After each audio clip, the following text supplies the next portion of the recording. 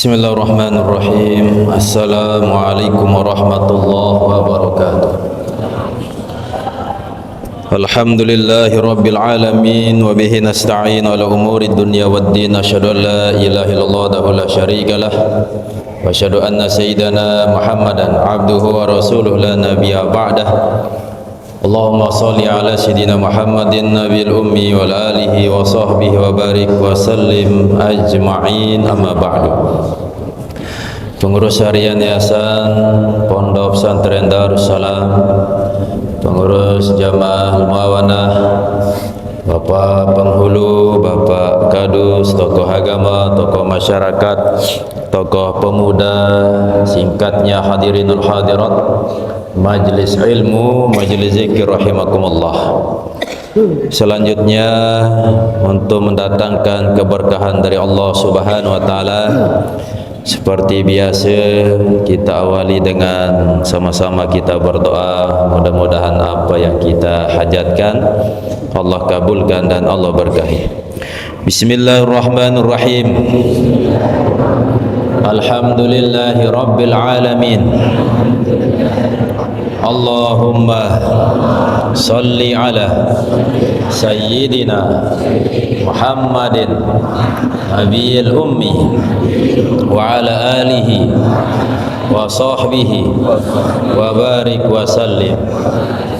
La ilaha illallah Muhammadur Rasulullah fi kulli lamhatin wa nafasin adada ma wasi'ahu ilmullah.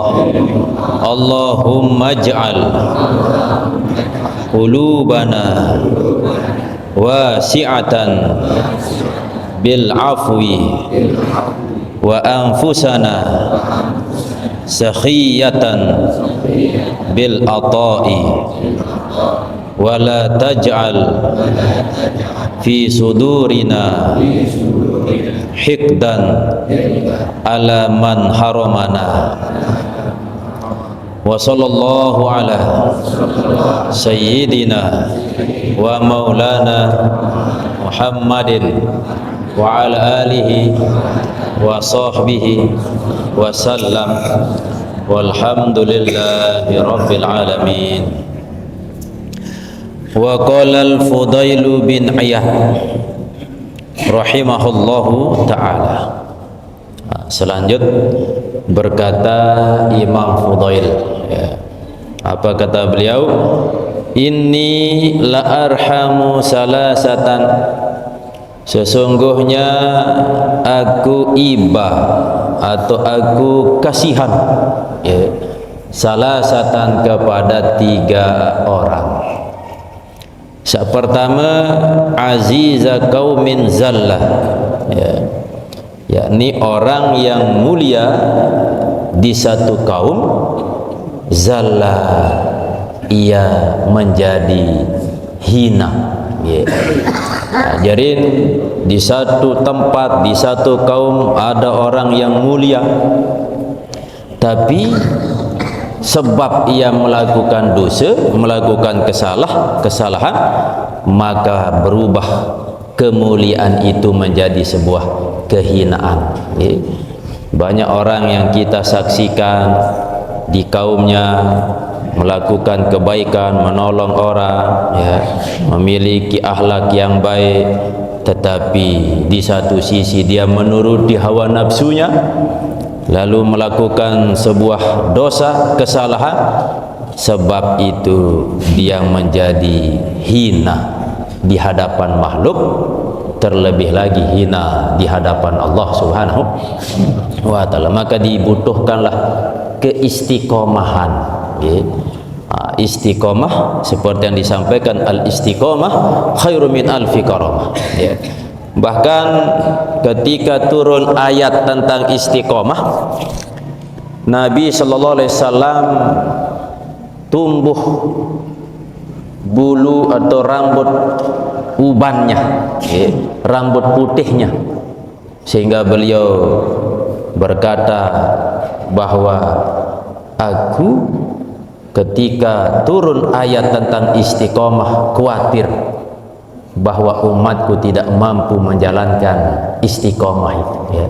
Sekelas Nabi doang merasa khawatir, ya, saking berat yang namanya istiqomah, meskipun ringan apalagi berat, ya. Maka kebaikan, ketaatan harus kita jalankan dengan penuh keistiqomahan. Karena apa? Karena bisa jadi saat makin niki kita dimuliakan di hadapan manusia, suatu waktu besok, lusa, minggu depan, bulan depan, sebaliknya kita dihinakan oleh manusia dengan asbab dosa-dosa. Hasad kedua yang dikasihan, yang Imam Fudail bin Iyad kasihan, yang kedua wa ghaniya qaumin iftaqara, yakni ada orang yang kaya di satu kaum, iftaqara, dia menjadi fakir. Sering juga kita lihat, ya, bukti nyata ada orang yang rezekinya dipermudah oleh Allah SWT, ya, tapi karena ia mungkin tidak bersyukur lalu dicabut rezekinya oleh Allah. Bisa jadi dengan didatangkan penyakit, didatangkan ujian, musibah dan lain sebagainya, sehingga jatuh miskin, malah dia butuh untuk makan, minum, ya. Itulah keadaan manusia yang satu waktu berada di atas berubah ke posisi yang serendah-rendahnya, ibarat seperti roda, kadang dia berada di atas, kadang di bawah, ya.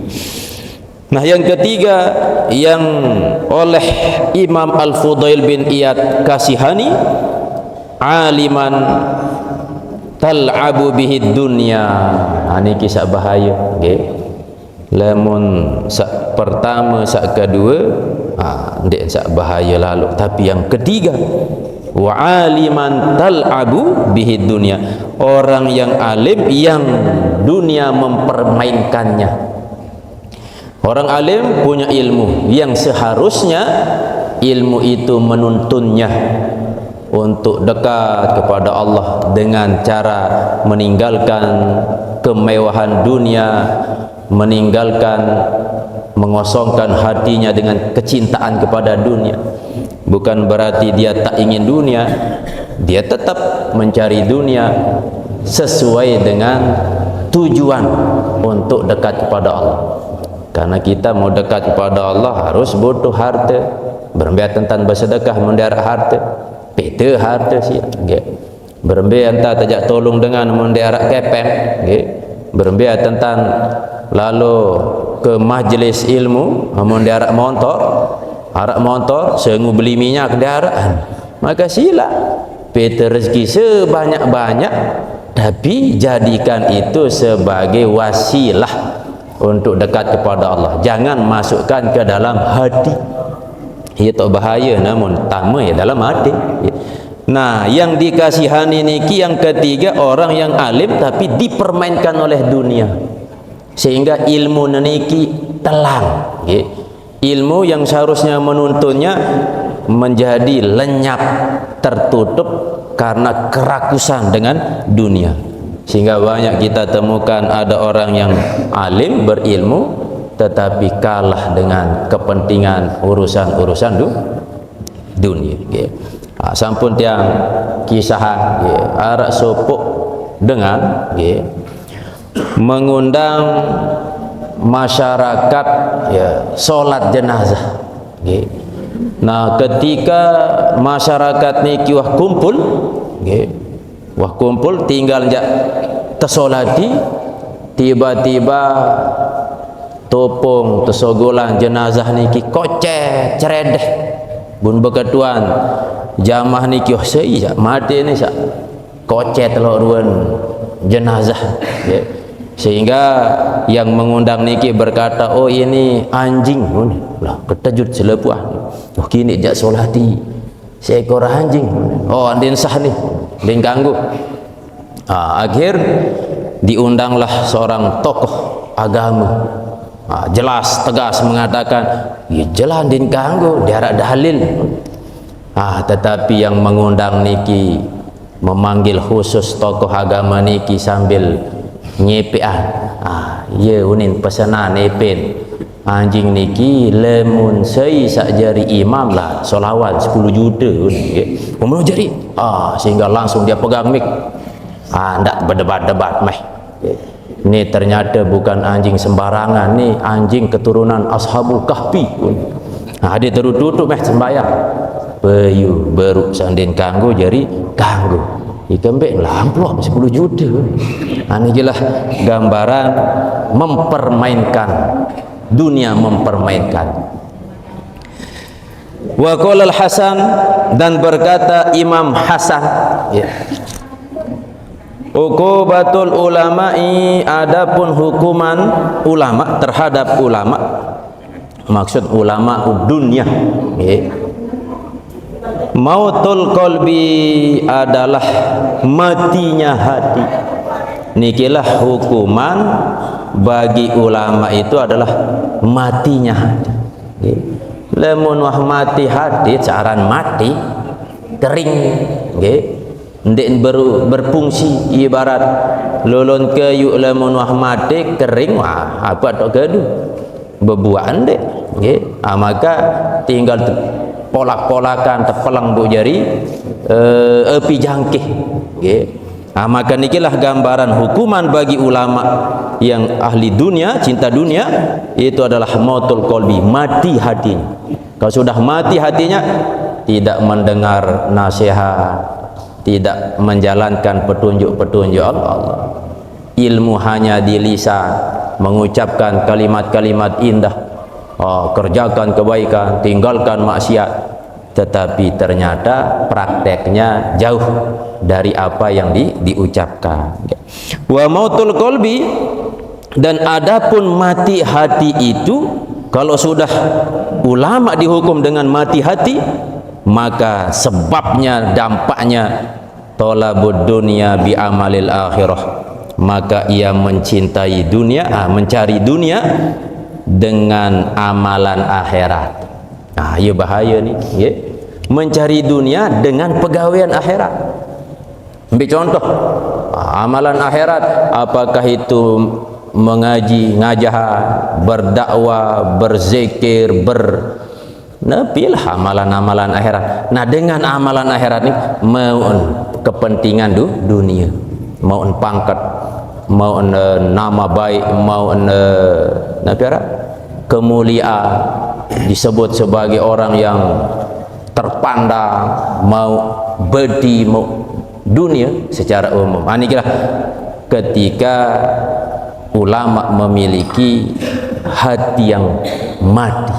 Ini mudah-mudahan kita dijauhkan dari sifat ini, matinya hati, sehingga berdampak kepada mencari dunia lewat jalur agama atau lewat jalur amalan akhirat. Wa ansyadu, dan mereka bernasyid atau menyampaikan sebuah syair, ya. Ajibtu bi mubta'id dalalati bil huda wa may yashtari dunyahu bid dini a'jabu wa a'jabu min hazaini man ba'adinahu bidunya siwahu fahuwa min zaini a'jabu, ya.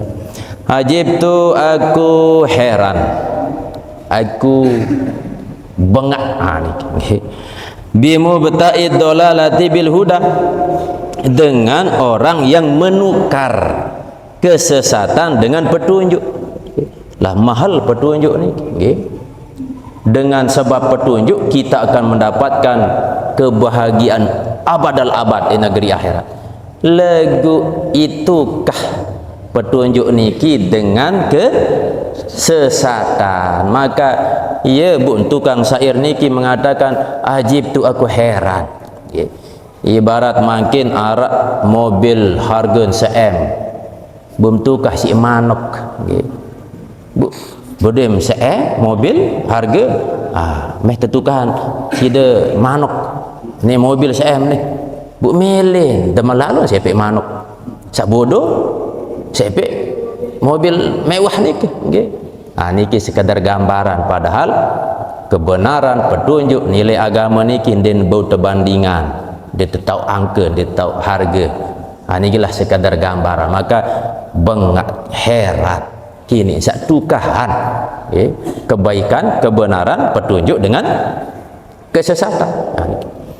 Wa may yastari dunyahu biddin ajabu, Malik tertulis ajabu, dan lebih aku heran lagi orang yang membeli dunia dengan agama. Lah, agama isiin beli dunia. Dunia ni kira dia narak nilai di sisi Allah Subhanahu wa taala, lebih bayah isi agama. Maka jangan sampai kita menjalankan nilai agama telah ganjaran dengan sebab keuntungan dunia pira lalu. Jak tendot dunia niki paling ngonek 100 tahun jaga gitu. No pun wahkan mai wa dunia. Umur 60 tahun wahkan mai. 70 sayang kurang mai. Apalagi 90 tahun apa tak mai. Dakam tebing MBG makan bergizi gratis. Mai kanduk manuk. Lagu wahi patok urat rasa nu. Rasa apa jani gede. Angkat rasa karet padahal manuk kanget ikembek dia telang urat mai terus tebing tolang-tolangan kedele ia matemat ikembek gigi nuan dia arak sakit lagi iketelan jaga kedele adu gigi baru hangat. Ini gambar wahi menuah perjalanan buang beduk, ya Allah mudahan panjang umur. Angkat kira dah milih panjang umur bilu lalu masih nyusaha. Nikilah gambaran. Maksud adet panjang umur, adet nara kesempatan gawe amal soleh. Dan sepanjang umur lagu tetap diarah amal soleh. Maka itulah seburuk-buruk manusia.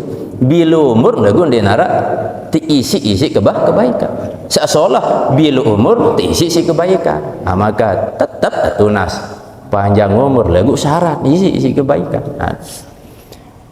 Wa ajabu man hazaini man ba'dinahu, dan aku niki heran kuadrat niki, dan aku lebih heran lagi min hazaini dari dua ini, dua sakberu pertama aku heran menukar sesat dengan petunjuk. Lalu heran lagi ada orang yang menjual dunianya dengan agama, dan aku lebih heran lagi melebihi dari dua yang tadi, yakni man ba'adinahu, dia jual agama. Dia nampak sekadar tukah niki jual agamanya bidunyahu, dengan dunia siwahu selainnya, yakni milik orang lain. Padahal punya orang, dia jual agamanya untuk dapat milik orang lain. Bahwa min zaini ajabu, maka itu adalah yang paling aku herankan. Min zaini, dari dua itu. Wa qala sallam, innal alima, sungguhnya orang alim. Ni kita teguran job dengan alim dah. Tak melet jadi dengan alim sila. Saya ingat alim terlalu neraka lah. Mun tendek gunaan ilmu. Alim lalu mudah tamu surga, lemut gunaan ilmu. Tinggal tepelek berarti ini. Innal alima, sungguhnya orang alim la yu'azzabu. Niki sungguh. Niki lam taukid, sungguh. Wahan jelas niki sungguh akan diazab, azaban, akan azab yutifu bihi, yakni berkeliling atau mengelilingi dengannya alim itu ahlun nar, oleh ahli neraka. Jarin pas ente azab dengan alim niki penduduk neraka mengelilinginya. Kini mengelilinginya isti'zaman, yakni sebagai bentuk takjub lah, sebagai bentuk keheranan. Ibarat makin arak sopok dengan terkenal hebat isi solah labu terhukum lah kan bengak dengan dengan sak jahat terhukum biasa angkam dia tangga-tangga niki dengan terkenal alim ahli agama bu iya sak azab lah seinu maka penduduk neraka niki saking penasaran sei dengan alim satu hukum, maka mereka datang mengelilingi alim yang diazab itu li syiddati azabihi, karena berat azabnya bu endah iya beratan ternyata azab. Lemun dengan jahat terhukum elek jelo kiamat, maka wajar rijam. Maka orang alim yang diazab bisa jadi jauh lebih berat azabnya karena dia tahu tinggalan apa yang dia ketahui, maka tentu dosanya lebih besar. Penjahat niki bun gawe jahat sangen kurang ilmu jaga bun gawe jahat. Niki tentu tahu ilmu lagu gawe, maka azabnya tentu lebih banyak. Urida bihi al-alimul fajir, yang niki arodah ini lebih pas. Urida bihi al-alimul fajir, yakni yang dimaksud dengan alim yang akan diazab itu adalah al-alimul fajiru, alim yang fajir, yakni alim yang buruk akhlaknya. Berarti lamun alim yang soleh dia aman, malah dia masuk ke dalam surga lebih awal. Dalam sopok hadis disebutkan lemak elek julun lawang surga, ternyata ada 4 kelompok yang berdebat ingin masuk ke dalam surga lebih awal. Pertama orang yang bersedekah, kedua orang yang berhaji, yang ketiga orang yang berjihad, yang keempat orang yang alim. Karena berdebat ingin masuk lebih dulu, turunlah malaikat Jibril menengahi. Apa jada batam ni? Angkat pada milik tamu surga. Kembek, saya ingat punya hak selepuak. Orang pertama ditanya, orang yang ahli bersedekah, angkat nak milik utama, sida jok dalam surga. Saya berhak. Kembek, saya ingat dia uni cerita bahawa orang yang bersedekah niki ganjaran luar biasa dan masuk ke dalam surga. Maka saya punya hak untuk lebih dulu masuk surga. Saya ibadat dengan bersedekah dalam surga ni dengan alim menuju surga. Kedua orang yang berjihad, kembali milik utama surga. Karena saya berjihad di jalan Allah, maka saya layak dapat surga. Saya ibadat dengan alim, suruh mundur. Yang ketiga dengan haji pun juga ibu ketahui ni isi dengan alim, mundur. Berarti kita sepakati bahawa newah berjulu dengan alim tama, tetapi lantaran dia alim menuju di kesembal mula melet baru berjulu dia kesembal. Bu kejari alim berdua pondok berdua jamaah lewat bantuan dengan sakni girang bersedekah ni ayah bian ikhlas gua ayah bu dengan seahli sedekah niki didahulukan daripada haji apa endah jihad dan orang alim. Itu dengan alim mudi-mudia. Ini baru alim yang sesungguhnya. Niki. Maka mudah-mudahan dengan ilmu yang kita dapatkan buat amalan sehingga kita termasuk orang-orang yang menjadi ahli surga. Wa qala Usamah bin Zaid, berkata Usamah bin Zaid, sami'tu Rasulullah sallam yaqulu, aku mendengar baginda Rasulullah SAW bersabda, yu'ta bil alimi yaumal qiyamah, akan didatangkan terhadap orang yang alim pada hari kiamat. Lemai jelo kiamat jangan terdatangan dengan alim niki. Fayulqa finnari, maka ia dilempar ke dalam api neraka. Lah bin telai bu terjok-jok neraka, bu dia nampak te sila ilai terpelewas yulqa dilempar.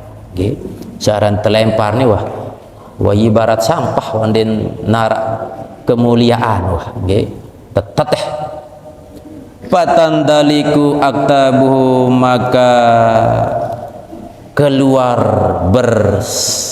apa istilah bahasa Sasak niki nyangkur keluar aktabuhu, isi perutnya tu usus-ususnya. Fayaduru biha, maka ia berputar ya dengan usus-ususnya itu. Jadi dia muter membawa isi-isi perutnya itu yang keluar itu ya. Kama yadurul himaru birrahi, seperti halnya sebagaimana berkeliling atau memutari al-himar yakni keledai birrahi dengan penggilingan. Penggilingan keledai muter tergeling nepi sak tergeling muter taruh bengan, seperti itulah orang alim tika dilempar ke dalam neraka muter dengan membawa ususnya taruh bengan. Itulah sebuah kehinaan seperti keledai. Keledai salah satu bentuk terhina karena diberi tugas untuk menggiling biji-bijian, muter taruh bengan, lelah luar biasa. Fayatifu bi alunar, barak saonek niki maka napiaran mendatangi ahluna, penduduk neraka, melihat orang alim tadi yang dilempar ke dalam neraka lalu memutari ya. Fayakuluna, maka mereka berkata, yakni penduduk neraka niki saking penasaran kok bisa dengan alim niki disiksa, diazab oleh Allah, mereka berkata, malaka, apa yang terjadi kepadamu, apa yang kau perbuat? Fayaqulu, maka ia berkata alim itu, kuntu dulu ya, aku amru bil khairi ya, amiru bil khairi, kuntu amiru bil khairi, aku dulu aku memerintah kebaikan ya, aku dulu pas ke dunia memerintah kebaikan. Wala atihi, namun aku tidak mendatanginya alias tidak mengerjakannya atau kenyuruhan doang lain bercerita ya. Wa anha, dan aku larang anis syirri dari keburukan ni dek gawe ni maksiat ni tinggalkan lagu. Wa atihi, namun aku melakukan apa yang aku larang. Jadi ini kebalikan doh, okay? Pas kesuruh dengan gawe kebaikan, dek ke gawe. Pas ke larang dengan ada yang tinggalan maksiat, itu malah gawe. Okay? Wa inna ma yudha'afu azabul alim, dan hanya saja akan dilipat azab orang yang alim. Jadi dilipat gandakan banik azabnya orang alim fi maksiatihi, pada maksiat, karena maksiat ya. Li'annahu asa an ilmin, karena orang alim itu dia bermaksiat atas dasar ilmu. Jadi ini bahaya ternyata gitu. Beden ilmu bum bermaksiat, siap-siap akan dilipat gandakan azab. Sehingga berilmu maka harus lebih banyak takut kepada Allah, sehingga dengan ilmu kita semakin waspada daripada keburukan-keburukan yang nantinya akan mendatangkan lipatan ganda dalam penyiksaan jika kita meninggalkan perintah petunjuk Allah Subhanahu wa taala.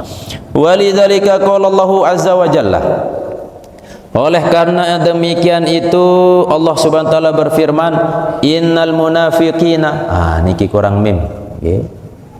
Ayat Al-Quran, innal munafiqina, sungguhnya orang-orang munafik fid darkil asfali minan nar, di tingkatan yang paling bawah dari api neraka okay. Jadi neraka berdua tingkatan seperti surga, berdua level. Nah pada masih okay. Di neraka niki berdua tingkatan, ada orang kafir, ada orang ahli dusta dan seterusnya. Nah ternyata orang munafik niki berada di tingkatan yang paling bawah. Ikan berarti kafir ya agak atasan, ringanan sedikit. Namun dengan kafir jelas, dia beriman kepada Allah, wajar. Nah sedangkan orang munafik, nah ucapan niki berbeda kan ade, jadi dia tahu iberi mana dia berembe. Maka bahaya orang-orang munafik ini daripada orang kafir. Maka ketika baginda Rasulullah berperang bersama para sahabatnya di perang Uhud, ya, kenapa beliau kalah? Ya, ternyata Nabi SAW ketika memberikan ya cara-cara ya strategi berperang, ada kelompok orang munafik yang melanggar petunjuk baginda Rasulullah sallallahu alaihi wasallam sehingga kalah. Ya. Inilah musuh dalam selimut. Li'annahum, karena bahwasanya mereka jahadu ba'dal ilmi, bahwa orang-orang munafik itu mereka mengingkari ba'dal ilmi, setelah adanya ilmu. Mula dengan ilmu dia tahu ni benar ni salah, tetapi semakin dia berilmu malah mengingkari. Wa ja'alal yahuda syarran ya minan nasara, dan orang munafik itu menjadikan Yahudi sebagai orang yang lebih buruk dari Nasrani.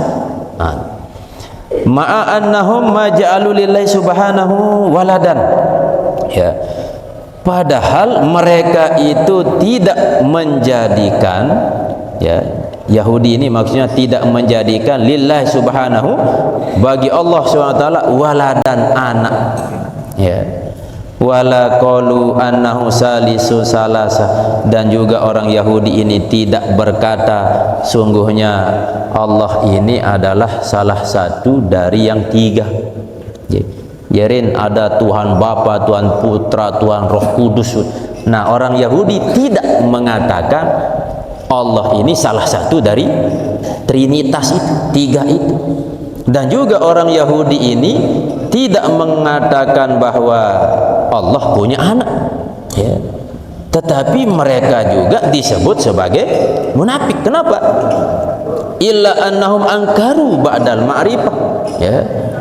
Kecuali bahwa mereka itu mengingkari ba'dal ma'rifah, setelah adanya pengetahuan itu, ilmu itu, ya. Nikikan tersebut baru Yahudi ya lebih buruk dari Nasrani, padahal mereka itu tidak menjadikan Allah sebagai Tuhan yang punya anak, atau tidak menjadikan Allah sebagai salah satu dari Tuhan yang tiga yang disembah oleh orang Nasrani. Tetapi mereka disebut jauh lebih buruk karena dia tahu tetapi mengingkari ilmunya. Pena, itu bahaya pena, ya. Maka dengan ilmu yang kita miliki, kalau itu sudah salah, ingkari, ya. Ini salah. Ketika kita diam, menunjukkan bahwa kita mengakui atau membenarkan keburukan itu, maka minimal kita katakan tidak jika itu salah, ya. Nabi lain. Idz qala Allah Ta'ala, ketika Allah SWT berfirman, ya'rifunahu kama ya'rifuna abna'ahum, ya, niki mereka mengenal. Ini kembali ke Nabi Muhammad, ya. Buka ayat lebih lengkap. Mereka mengenal Nabi Muhammad kama ya'rifuna abna'ahum, sebagaimana mereka mengenal anak-anak mereka. Lagu kembit ndek meli ikuti Nabi Muhammad, padahal tahu Nabi akhir zaman ya lahir di Mekah, namanya Muhammad, ya, keturunan dari Nabi Ismail dan menjadi bagian keluarga dari mereka. Yahudi Nasrani ini kan langsung jalur ke Nabi Ibrahim lewat jalur Nabi Ishak, Nabi Yakub, ya. Nah, tetapi nanti akan lahir Nabi akhir zaman di kota Mekah lewat jalur Ismail. Apa ajarin pisah lah keturunan, sepupu lah, masih hubungan keluarga. Ya tahu nih, kenal Nabi Muhammad dengan sifat-sifatnya yang baik, tapi mereka ingkari. Itulah sifat-sifat orang yang munafik, sehingga mereka ditempatkan di tempat yang paling dasar.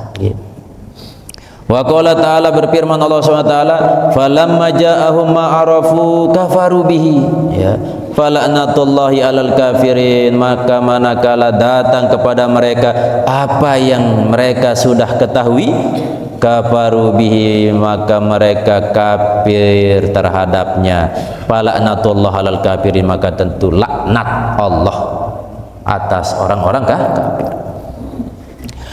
Wa qala ta'ala, dan berfirman Allah SWT fi qissati Bal'am bin Ba'ura, ya, pada kisahnya Bal'am bin Ba'ura. Watslu alaihim, ya, bacalah atas mereka naba'allazi, akan berita allazi atainau, yang telah kami datangkan berita itu, ayatuna, ayat kami, ya, pan salakha minha, maka melepaskan diri, minha, dari ayat kami, ya. Fa'atba'ahu syaitan, maka syaitan mengikutinya, fakana minal ghawin, maka adalah ia termasuk orang yang sesat, ya. Jadi ayat niki khusus menjelaskan tentang salah satu ulama yang ingkar kepada Allah, ya, yang disebut dengan Bal'am bin Ba'ura, ya. Jadi Bal'am bin Ba'ura ini hidup pada masa Nabi Musa. Setiap doa yang dipanjatkan oleh Bal'am niki selalu dikabulkan oleh Allah karena si taat, pecu beribadah, ya. Tetapi ketika musuhnya Nabi Musa ini, ya, ingin membunuh Nabi Musa, ya, lalu datanglah seseorang yang mengadu kepada musuh Nabi Musa bahwa ada ini tokoh agama, ulama yang ketika dia berdoa pasti dikabulkan oleh Allah. Lalu didatangilah Bal'am ini supaya ia mendoakan Nabi Musa supaya binasa, tetapi dia tidak mau. Tak layak bagi saya untuk mendoakan Nabi yang dekat dengan Allah untuk binasa. Tetapi akan diberi harta, diberi pangkat segala macam, sehingga Bal'am ini berdoa supaya Nabi Musa binasa. Tetapi Allah lebih cinta kepada Nabi Musa, ya.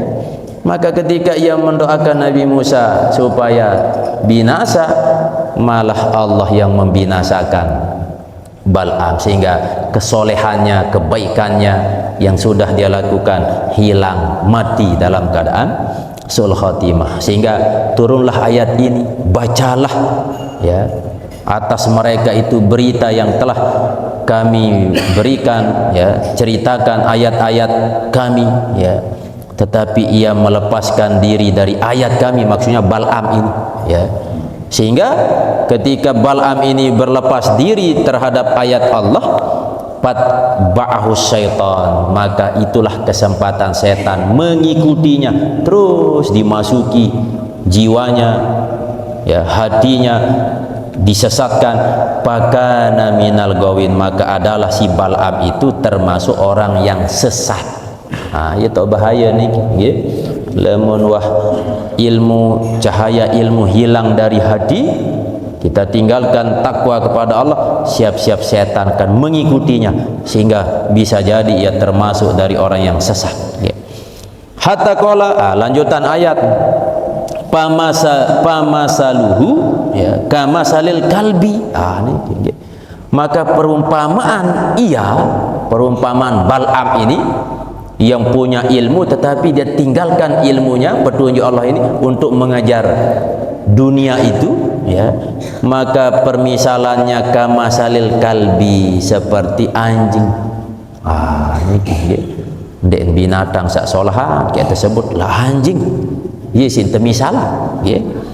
In tahmil alaihi, jikalau engkau menghalau anjing itu, yalhas, apa kenan yalhas, menjulurkan lidahnya, ya. Coba perhatian, anjing niki pas datang butuh siuk tu lagi tetap sebulan lidahnya elaknya au tatrukhu atau engkau tinggalkan dia yalhas tetap masih sebulan elak.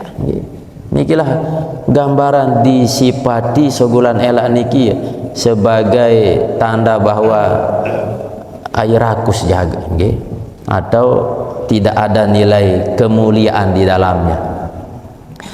Apa kazalikal alimul fajiru, maka seperti itulah alim yang fajir yang jahat. Fa inna Bal'am, maka sungguhnya Bal'am itu utiya kitab Allah, didatangkan akan kitab Allah. Fa akhlada ila syahwat, namun ia membawa kepada syahwat. Ya.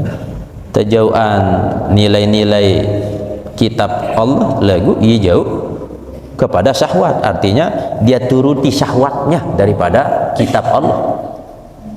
Wa qala Isa alaihi salam, selanjutnya berkata Nabi Isa alaihi salam, masalu ulama isu, perumpamaan ulama yang buruk, kama sali sohrotin, seperti sohroh batu besar.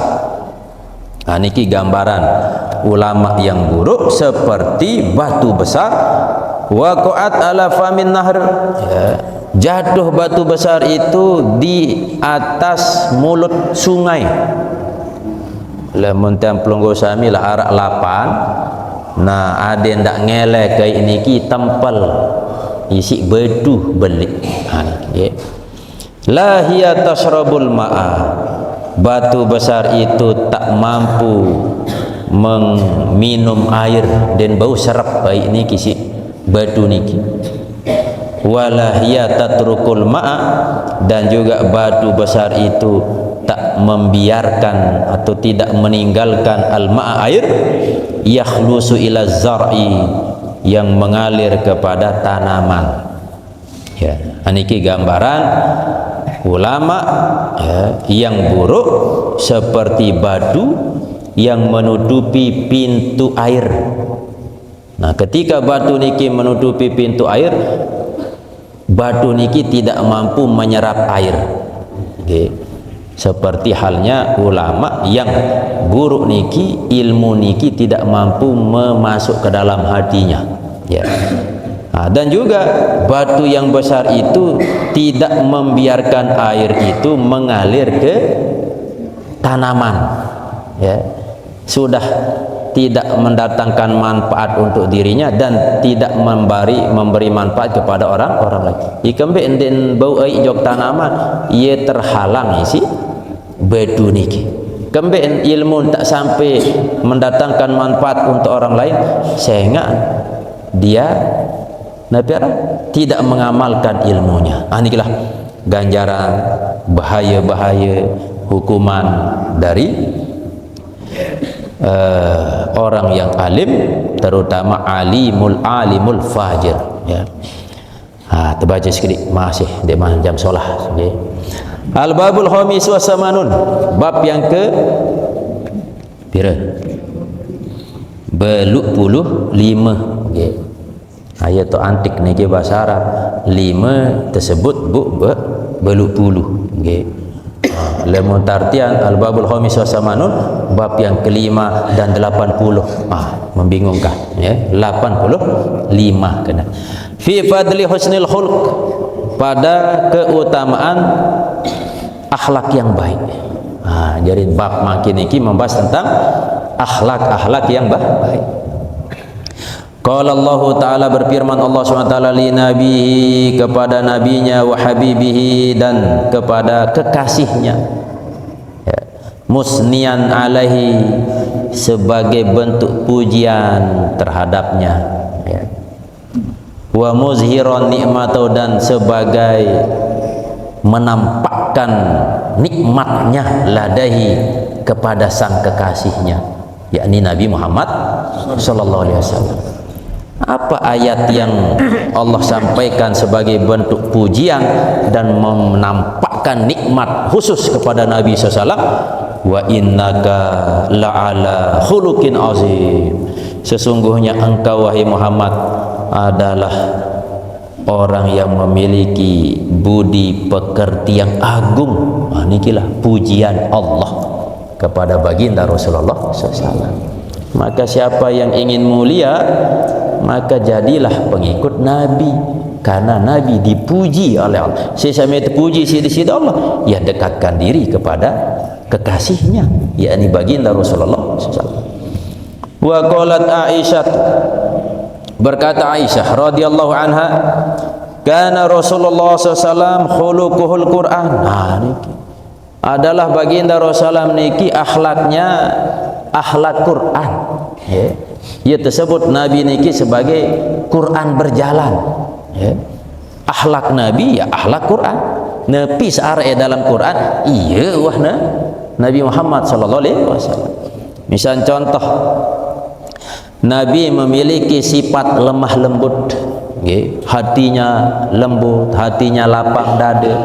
Nah, di dalam Al-Quran Allah sampaikan, "Fabima rahmatin minallah lintalahum." Ya, maka dengan sebab apa rahmat Allah, ya, dari Allah, lintalahum, ya, engkau lemah lembut terhadap mereka. Ajarin perintah lemah lembut ada dalam Al-Quran. Nah, berembe contoh searan teparan lemah lembut niki, lihat Nabi sallallahu alaihi wasallam ketika Nabi berbicara kepada orang yang lebih kecil, lebih besar, tua, muda, dengan santun, dengan lemah lembut, ya, bahkan kepada musuh-musuhnya Nabi SAW berlemah lembut, ya.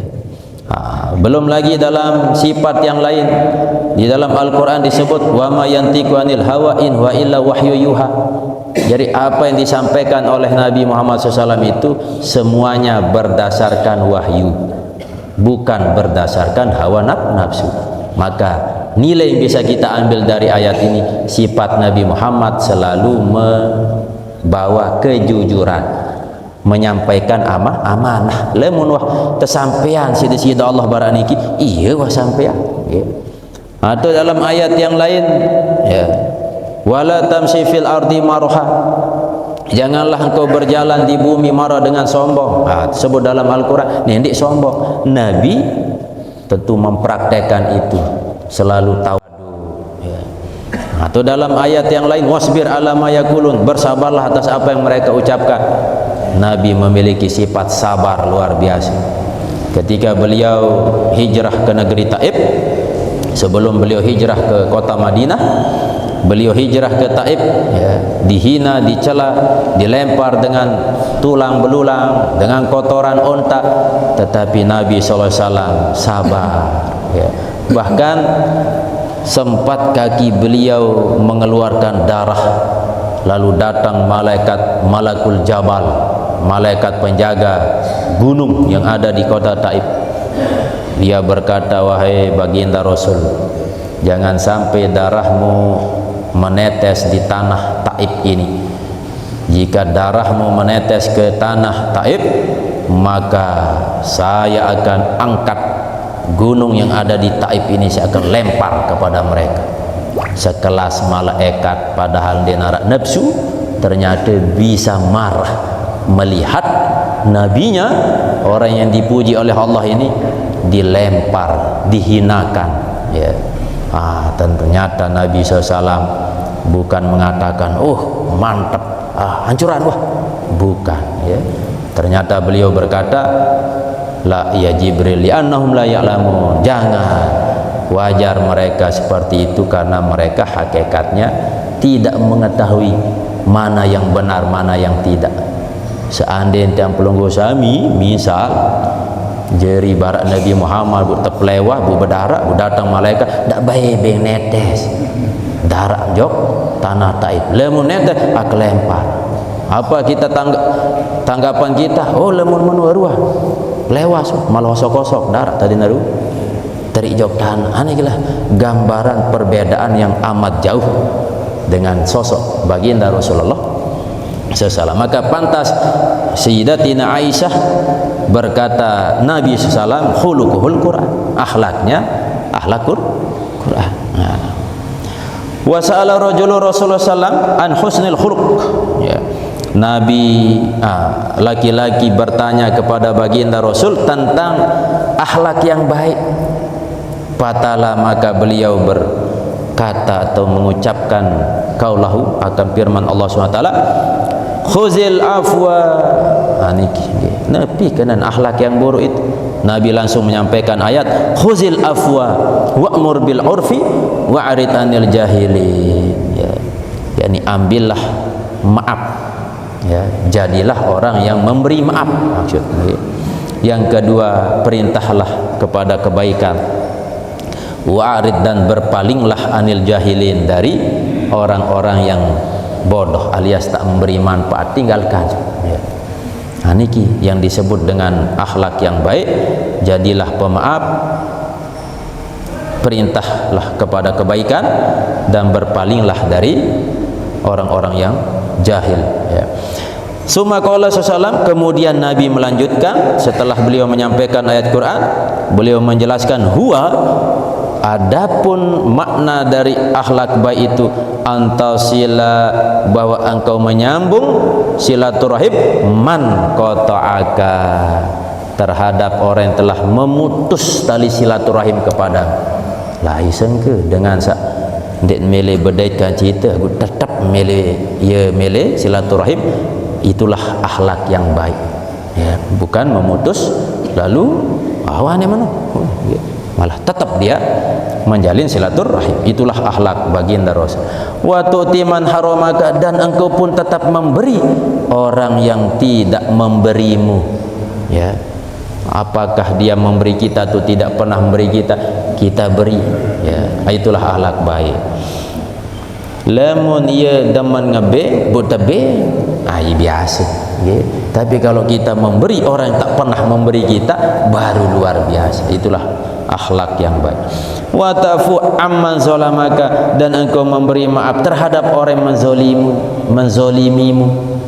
Lamun dengan berbuat buruk kepada kita, bote beng maaf, luar biasa, ya. Sengke lagu, itulah akhlak baik. Terakhir, wa qala salam innama buistu li utammima makarimal akhlak, sungguhnya aku telah diutus, ya, untuk menyempurnakan akhlak yang mulia, ya. Inilah salah satu tujuan baginda Rasulullah diutus oleh Allah ke dunia ini, tentu untuk memperbaiki akhlakul karim, akhlak, ya, menuju akhlak yang baik. Halamat sambung, wa qala sallam asqalu ma yudau fil mizan yaumal qiyamah ila akhirih, ila Allah bisa. Bapak ibu rahimakumullah, selanjutnya mari kita hadiahkan surah Al-Fatihah kepada guru kita almarhum Tuan Guru Muhammad Ridwanullah Mina, dan semua ibu bapak keluarga yang meninggal dunia. Mudah-mudahan Allah SWT menerima amal ibadahnya, Allah ampuni segala dosanya. Kepada keluarga yang kurang sehat, napi pun penyakit, mudah-mudahan Allah angkat penyakitnya, Allah permudah segala urusannya. Dan kepada keturunan, mudah-mudahan menjadi keturunan yang soleh dan solehah. Dan kepada jamaah tiang yang berimpak, bersodakoh, khusus Ari Edriki dan umumnya yang pelunggu sami, mudah-mudahan Allah jadikan sebagai amal jariah, ya. Dan terakhir kepada jamaah tiang masyarakat Gubuk niki, Allah mudah-mudahan Allah turunkan rahmat, keberkahan, Allah permudah rezeki, ya, terutama rezeki halalan thayyibah lana wa lahumul Fatihah. Bismillahirrahmanirrahim. Alhamdulillahirabbil alamin arrahmanir rahim maliki yaumiddin, iyyaka na'budu wa iyyaka nasta'in ihdinas siratal mustaqim siratal ladzina an'amta 'alaihim ghairil maghdubi 'alaihim waladdallin. Amin. A'udzubillahi